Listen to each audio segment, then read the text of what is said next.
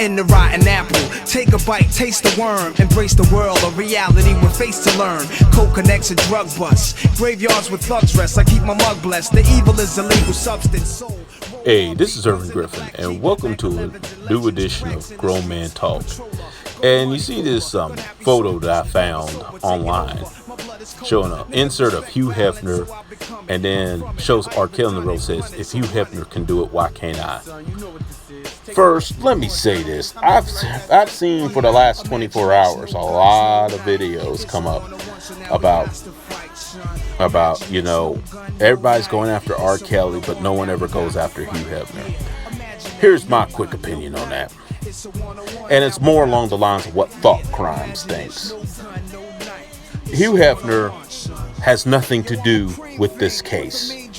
Hugh Hefner, as nasty as a 90-year-old being with 20-something and 30-something-year-old women young enough to be his great-great-granddaughter is, they're not illegal. They're of legal age.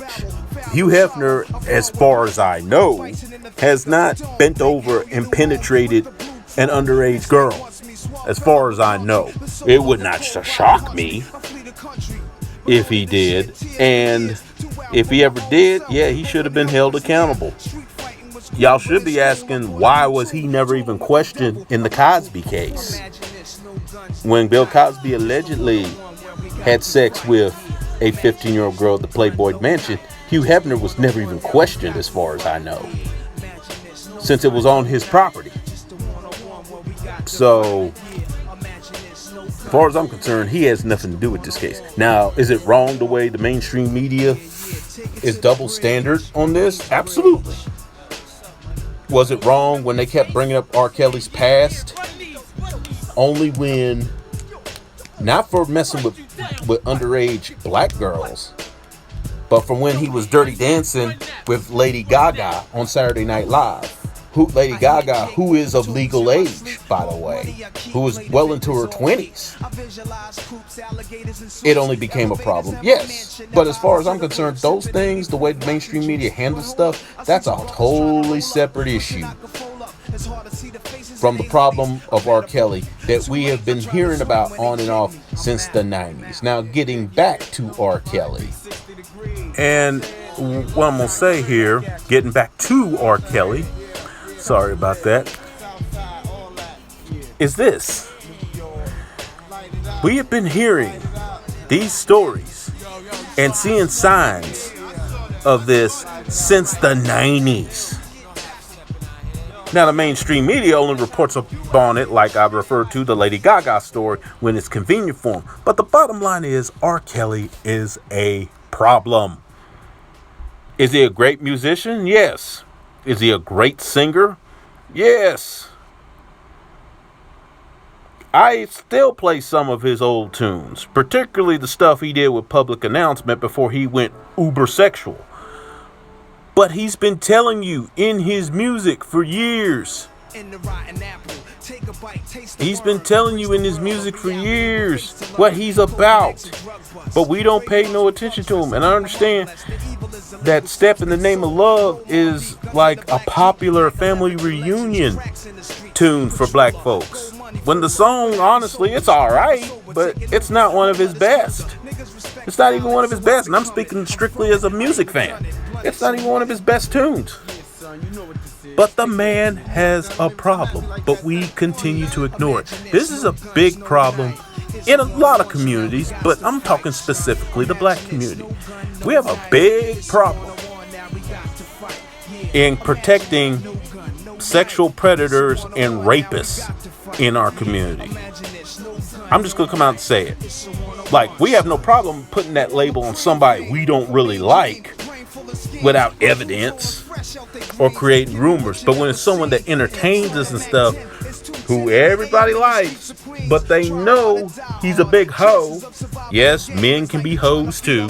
When they know he's a big hoe, and on top of that, big hoe for underage girls, or really young girls that are young enough to be his daughter,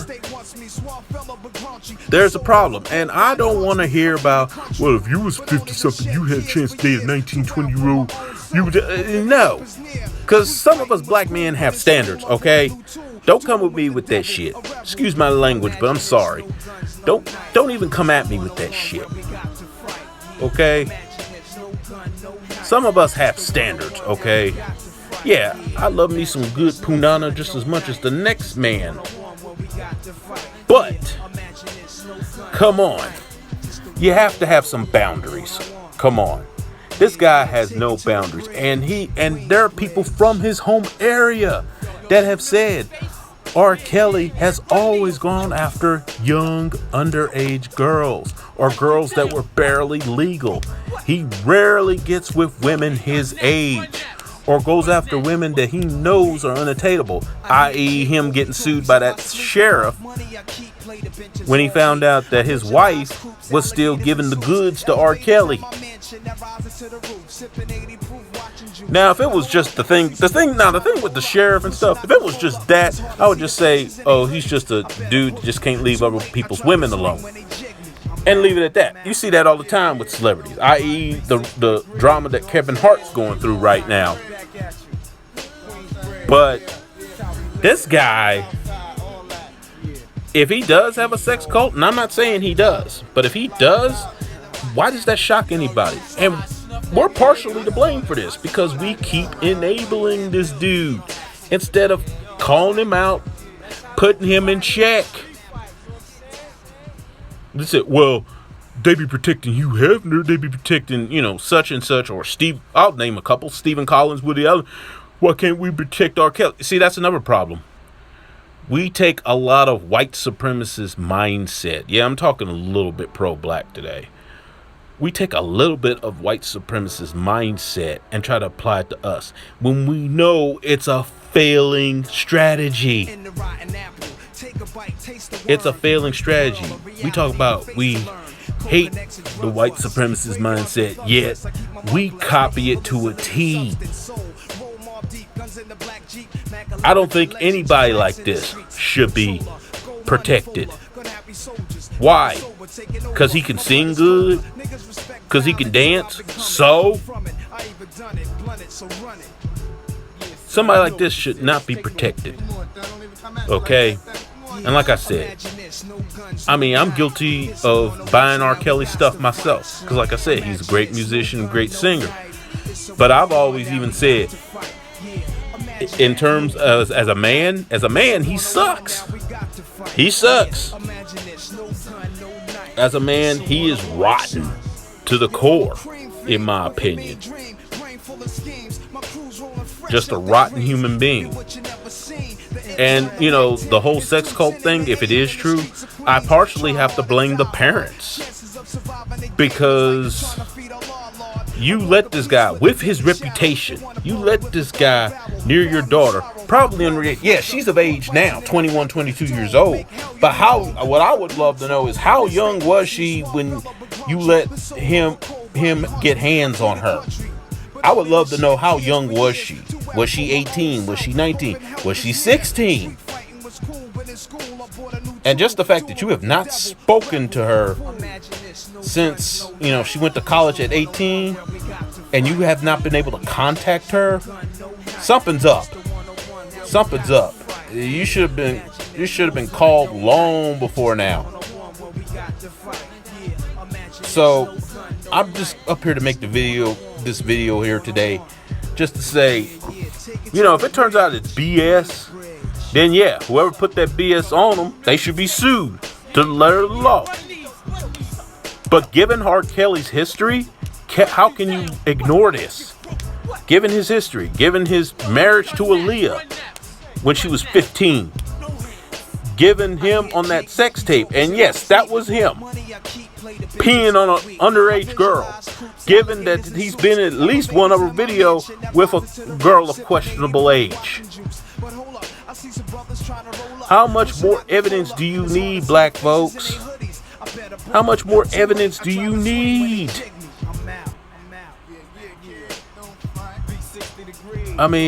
Come on. you're copying white supremacist mindset to a T. But when they do it for their people, you're the first ones to start and rightfully so.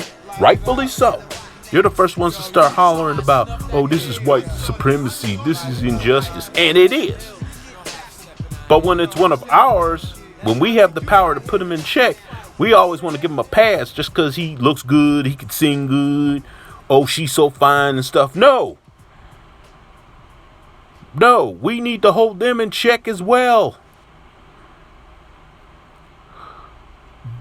But we won't do it with R. Kelly. Or we'll find every excuse in the book to let him off. That's got to stop. And I bet you these people that are complaining about him now were probably some of the same ones that were making excuses for him until it happened to their daughter. Now they crying. So that's really all I got to say on this. Anyway, I'm Irvin Griffin. You have a nice day, folks. Yeah, son, you know what this is. Take it off, man. Come on, Thun. Don't even come at me like that, Thun. Come on, Thun. Imagine this, no guns, no knife. It's a one-on-one, so now we got to fight, son. Imagine this, no gun, no knife. It's a one-on-one, now we got to fight.